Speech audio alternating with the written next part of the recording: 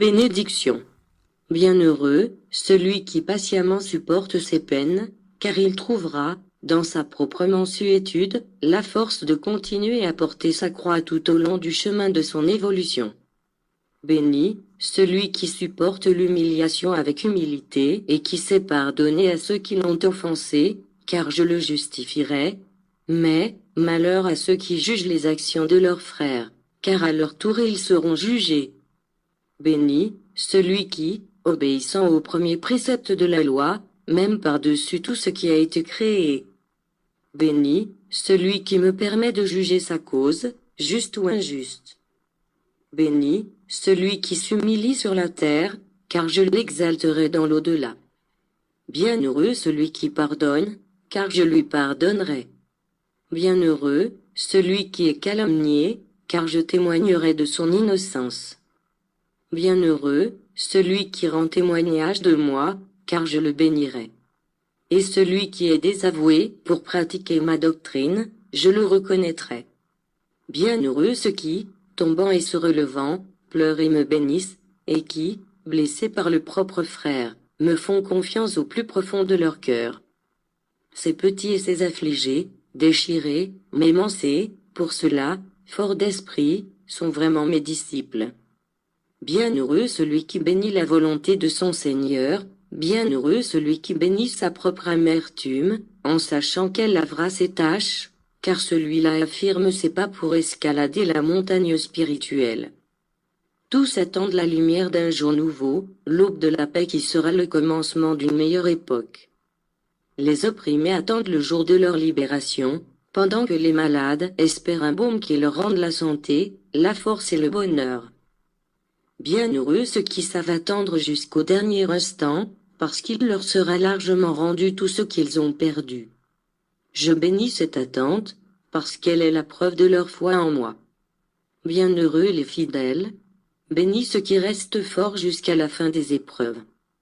Bénis ceux qui n'ont pas gaspillé la force impartie par mon enseignement, car, dans les temps amers qui se font proches, ils traverseront les vicissitudes de la vie avec force et lumière.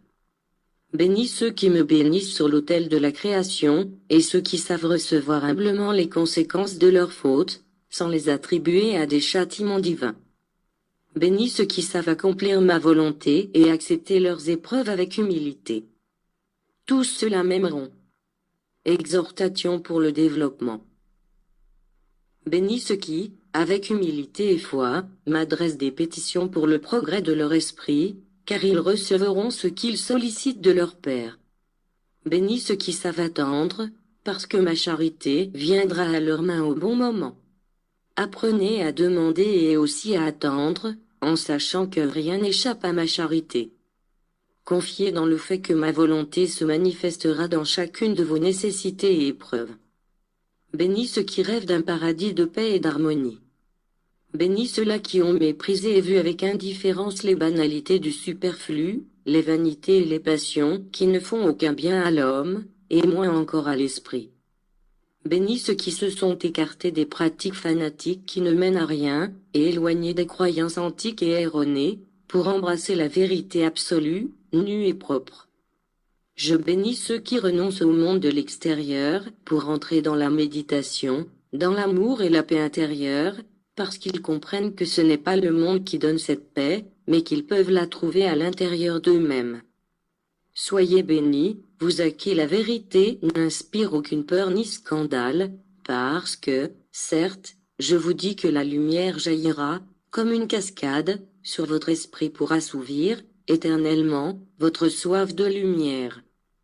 Bienheureux celui qui écoute, assimile, et met en pratique mes enseignements, car il saura vivre dans le monde, il saura mourir pour le monde, et quand sonnera l'heure, il saura ressusciter à l'éternité.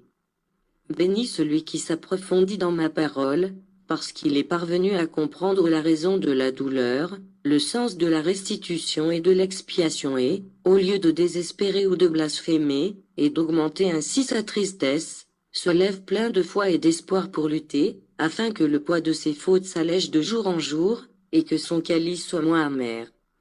La sérénité et la paix appartiennent aux hommes de foi, à ceux qui acceptent la volonté de leur Père.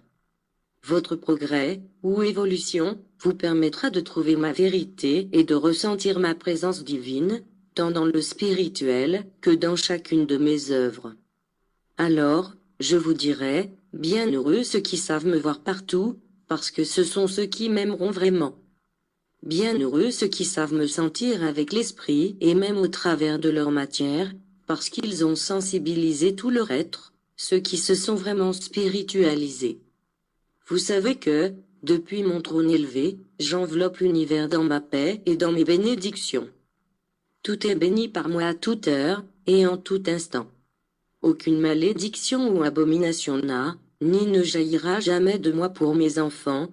C'est pourquoi, sans distinguer les justes des pécheurs, je fais descendre sur tous ma bénédiction, mon baiser d'amour et ma paix. Paix.